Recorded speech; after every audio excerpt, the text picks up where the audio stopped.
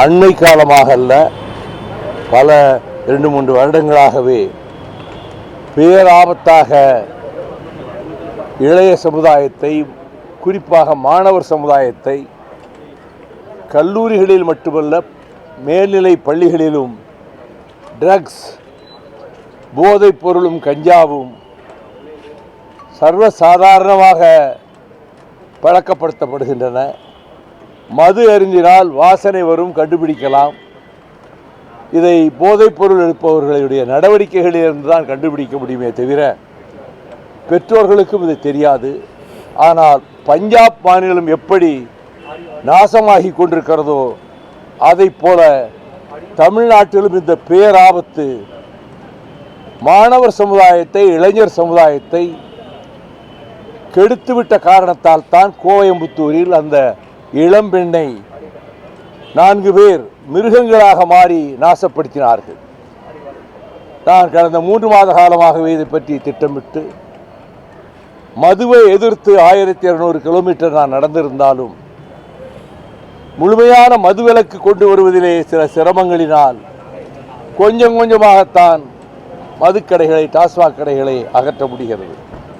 எங்கள் கிராமத்தில் நாங்கள் போராடி, என் தாயாரும் நாங்களும் போராடி மதுக்கடை டாஸ்மாகை சூறையாடப்பட்டு ஹைகோர்ட்டிலே ஜெயலலிதா அரசு முறையிட்டு அங்கும் எங்கள் பக்கமே தீர்ப்பாகி உச்சநீதிமன்றத்திலும் அவர்கள் போய் நாங்கள் திறக்க வேண்டும் என்ற போது உச்சநீதிமன்றமும் அதை நிராகரித்து கலிங்கப்பட்டி ஊராட்சி மன்ற தீர்மானம்தான் செல்லும் என்று அது தீர்ப்பளித்தது.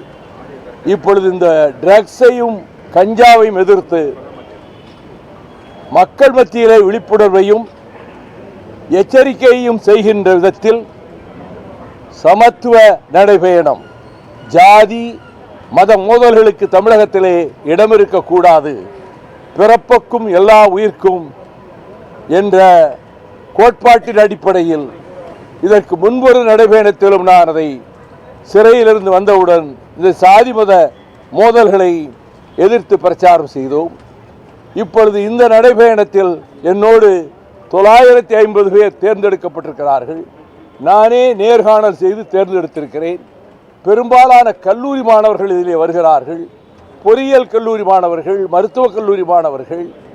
அவர்களுக்கு எங்களுக்கு விடுமுறை இருக்கிறது, எக்ஸாம் லீவ் இருக்கிறது, நாங்கள் கண்டிப்பாக வருவோம், எங்கள் பெற்றோர் எங்களை போகச் சொன்னார்கள் என்று வருகிறார்கள். ஆக திருச்சி மலைக்கோட்டை மாநகர் உழவர் சந்தையிலிருந்து புறப்பட நம்முடைய தமிழகத்தினுடைய முதலமைச்சர் மாண்புமிகு தளபதி அருமை சகோதரர் ஸ்டாலின் அவர்கள் தொடங்கி வைக்கிறார்கள். அங்கே காங்கிரஸ் கட்சியின் சார்பிலே செல்வ பெருந்தகையும் இந்திய யூனியன் முஸ்லீம் லீக் தலைவர் பேராசிரியர் கோதர் மைதீன் அவர்களும், அதை போலவே விடுதலை சிறுத்தைகளின் நிறுவன தலைவர் சகோதரர் தொல் திருமாவளவன் அவர்களும், உலகநாயகன் கமல்ஹாசன் அவர்களும் தொடக்க நிகழ்ச்சியிலே பங்கேற்றுக் கொள்கிறார்கள். அதற்கு பிறகு எங்கள் தோழமை கட்சிகளின் தலைவர்கள் விராலிமலை பொதுக்கூட்டத்திலும் மேலூர் பொதுக்கூட்டத்திலும் பங்கேற்கிறார்கள். நிறைவு நிகழ்ச்சியாக மதுரையில் ஜனவரி 12ஆம் தேதி கவிப்பேரரசர் வைரமுத்து அவர்களும் புரட்சி தமிழர் சத்யராஜ் அவர்களும் அங்கே வந்து நிறைவுரைக்கு வாழ்த்து சொல்லுகிறார்கள். இந்த பயணம் கட்டுப்பாடாகவும் போக்குவரத்தை ஒழுங்கு செய்வதாகவும் 2 பேராகத்தான் நாங்கள் இதற்கு முன்பும் பயணம் நடத்தியிருக்கிறோம். டிராஃபிக் போலீஸ் எங்களிடம் வந்து எங்கள் வேலையெல்லாம் உங்கள் தோழர்களே கவனித்து கொண்டார்கள், வாகனங்கள் வந்து போய் கொண்டிருக்கும், எந்த இடையூறும் இருக்காது, கட்டுப்பாடாகவும் ஒழுங்குமுறையோடும் இந்த சமத்துவ நடைபயணத்தை வெற்றிகரமாக நடத்தி தர அனைத்து தரப்பினரும் முன்வந்தாலும் தொலைக்காட்சி ஊடக நண்பர்களும் பத்திரிகை நண்பர்களும் மக்களிடம் இதை செய்தியை கொண்டு போய் சேர்த்தால் அந்த விழிப்புணர்வு நாங்கள் என்ன நோக்கத்திலே ஏற்படுத்த முனைகிறோமோ அத்தகைய விழிப்புணர்வை ஏற்படுத்த முடியும் என்று நான் நம்புகிறேன். இந்த பயணத்தின் போது அரசியல் ரீதியாக ஒரு கருத்தை நான் வலியுறுத்த விரும்புகிறேன்.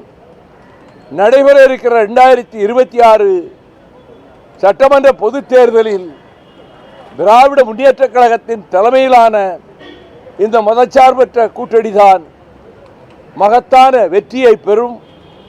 திராவிட முன்னேற்றக் கழகம் தனிப்பெரும்பான்மை பெற்று அவர்கள் தனிப்பெரும்பான்மையுடைய ஆட்சியாகவே அது அமையும். இதை தொடக்க காலத்திலிருந்தே நான் சொல்லி வருகிறேன்.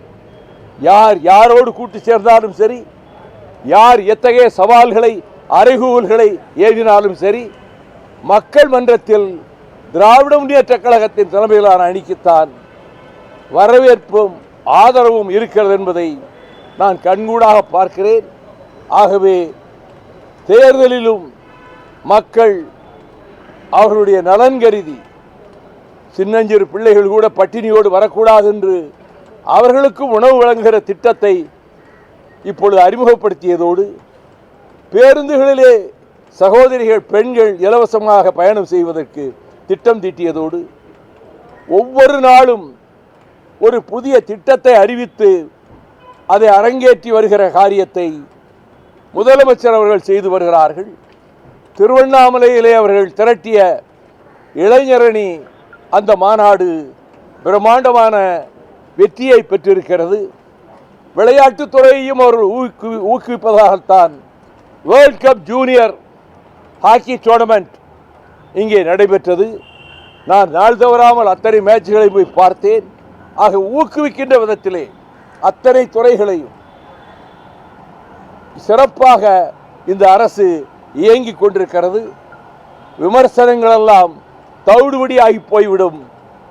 யார் என்ன முயற்சி செய்தாலும் சரி, அது புதிதாக அரசியலுக்குள்ளே பிரவேசித்தவர்களானாலும் சரி, ஏற்கனவே எதிர்த்து கொண்டிருப்பவர்களானாலும் சரி, அவர்கள் திராவிட முன்னேற்றக் கழகத்தை மேற்கொண்டு வெற்றி பெற முடியாது என்பதையும், மக்கள் மன்றத்தில் திமுக கழக தலைமையிலான வெற்றிக்கு நாங்கள் பாடுபடுவோம் என்பதையும் இந்த பயணத்தின் போதே ஆங்காங்கு மக்களிடம் தெரிவிக்கின்ற கருத்துக்களில் ஒன்றாக நான் முன்வைக்க இருக்கின்றேன். அது யார் அங்கே தொடங்கவே இல்லையே. அது உரிய நேரம் வரும்போது தேர்தல் அறிவிப்பெல்லாம் வர்றதுக்கு முன்னாடி தான் பேச்சுவார்த்தை நடக்கும். இப்போயே முன்கூட்டியே அவங்க யூகங்களை சொல்லிட்டு நாங்கள் பேச்சுவார்த்தைகள் நடத்துகிறோன்னு மற்ற கட்சிகள் சொல்லிட்டு இருக்கலாம். அது குறிப்பாக அந்த தேர்தல் அறிவிப்பு வர இருக்கிற நேரத்தில் தான் பேச்சுவார்த்தைக்கு அழைப்பார்கள். அப்பொழுது பேச்சுவார்த்தை நடைபெறும். அந்த பேச்சுவார்த்தையிலே கட்சிகளுக்கு தொகுதிகள் ஒதுக்கீடு செய்யப்படும். திராவிட முன்னேற்றக் கழகம் பெரும்பான்மையான இடங்களிலே போட்டியிட்டு வெற்றி பெறும். எஸ்ஐஆர் பணிகளில் தமிழ்நாட்டில் 85 லட்சம் வாக்காளர்கள் நீக்கப்படுவதற்கான வாய்ப்புகள் இருக்கு. 19ஆம் தேதி பட்டியல் ரிலீஸ் பண்றாங்க. திமுக வழக்கறிஞர்கள் எப்படி இருக்கும் சூழல்? இது பெருங்கேடு. ஜனநாயக மோசடி என்பது எஸ்ஐஆர். 85 லட்சம் பேருக்கு வாக்குரிமையை பறித்துவிட்டு, வாக்களிக்கின்ற உரிமையை பறித்துவிட்டு, புதிதாக ஒரு 65 லட்சம் பேரை உள்ளே திணிக்கின்ற அந்த மோசடி வேலையும் நடைபெறுகிறது. ஆனால் இவர்கள் இத்தகைய முயற்சிகள் எப்படி செய்தாலும் சரி, அவர்கள் தேர்தலில் மேற்கொள்ள முடியாது, வெற்றி பெற முடியாது என்பதை நான் நம்பிக்கையோடு சொல்லிக் கொள்கிறேன்.